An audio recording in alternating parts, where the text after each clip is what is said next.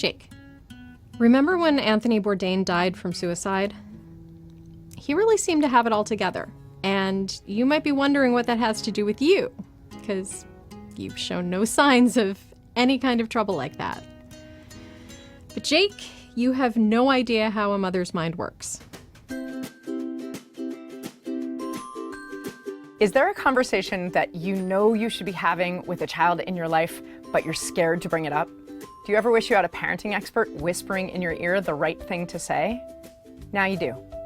My name is Deborah Gilboa. I'm a family physician, a mom of 4, and a parenting and youth development expert. And we're going to talk about all those conversations.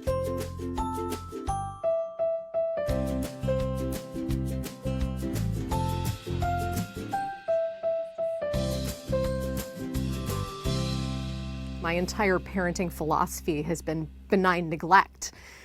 I kind of don't know how to turn it around from deal with this yourself, you need to learn how to do this yourself, to, okay, now that you're on your own, you don't need to be alone, you can come to me and I can help.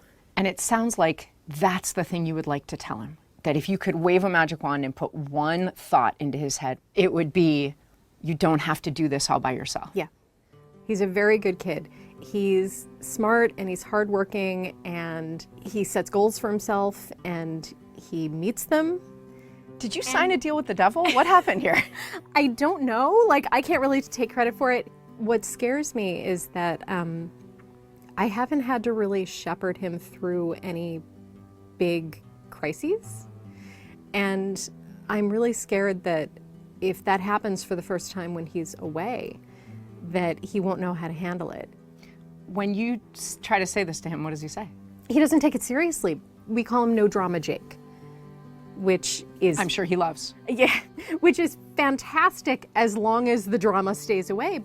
And what's the worst that could happen? Are you worried about him failing out of school?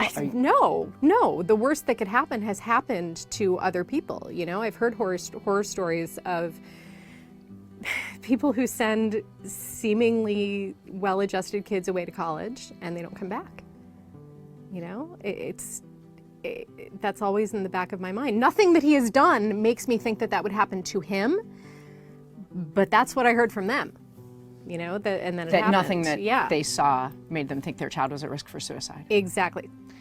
Developmentally, he doesn't see it. You know, I've been fine. Right. I will therefore continue to be fine. Exactly. In that same way, developmentally, it's no joke that teens think they're immortal. They don't yet have the life experience to picture their own mortality, but we can picture it so easily. Yeah, once you become a parent, that's like all you do, you know?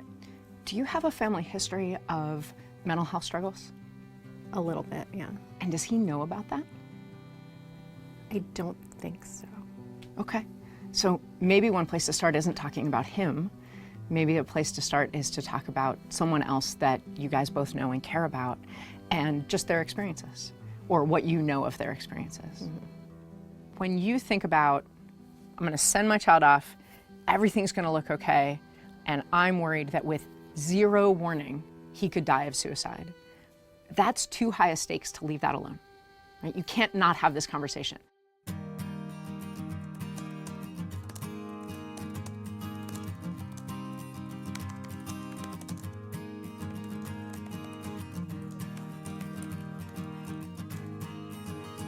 Jake, I hope you know how much I love and admire you.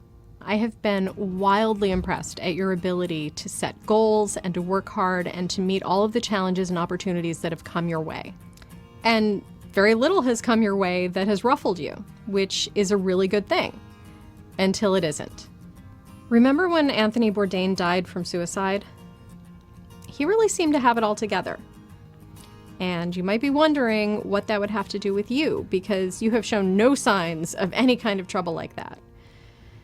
But Jake, you have no idea how a mother's mind works. Now, we haven't talked about it much, but our family does have some history of mental health struggles. And since you've shown no sign of anything like that, you might be wondering why I wouldn't just breathe a sigh of relief and ignore that whole topic and not discuss suicide and anxiety and depression with you. Well, Buddy, I'm sorry to say, we still have to discuss it. I know people. Parents who sent their kids off to college, kids who were happy and well-adjusted and smart, who got overwhelmed and who didn't ask for help, and who committed suicide before their parents even knew that there was anything wrong and couldn't even offer any help. Kids who found a permanent solution to a very temporary problem. So yes, we have to talk about it. You're no drama Jake, right? And we brag about that. I used to think that it was a really good thing. But now I worry that we've saddled you with a reputation that nobody should have to live with, of someone who never struggles. Everybody struggles, Jake. It's not off-brand for you to need to ask for help.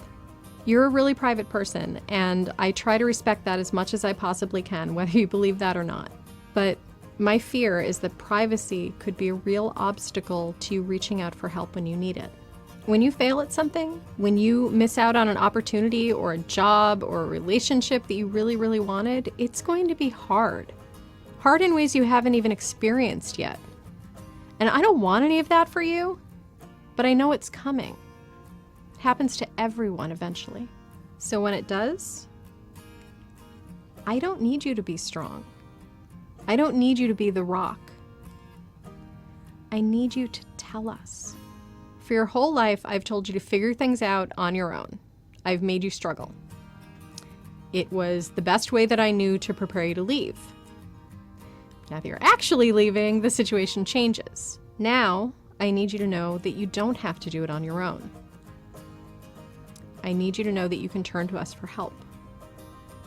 You are an amazing kid, and you're going to be a fantastic adult, and you are not alone. Love you, buddy. So, what do you think? I mean, is that anything that you've ever thought about? No, I think it's very touching that you feel this way, but I already know that I can come to you if I need to. Good. It just worries me that you never seem to need to go to anybody for anything. When I need to, I will. All right, buddy. I trust you. A mistake we make a lot as parents is to think, they'll just know. Of course they know how I feel. My kids know me better than anyone. They don't know. We can't assume. Making our kids guess what we think is too risky. Tell them. Mental health struggles and issues of suicidality are real for so many families. 1 in 5 people in the US struggle with mental health issues.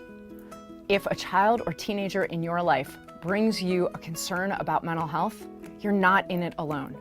Reach out for resources in your community. You don't have all the answers and no one expects you to. Get help.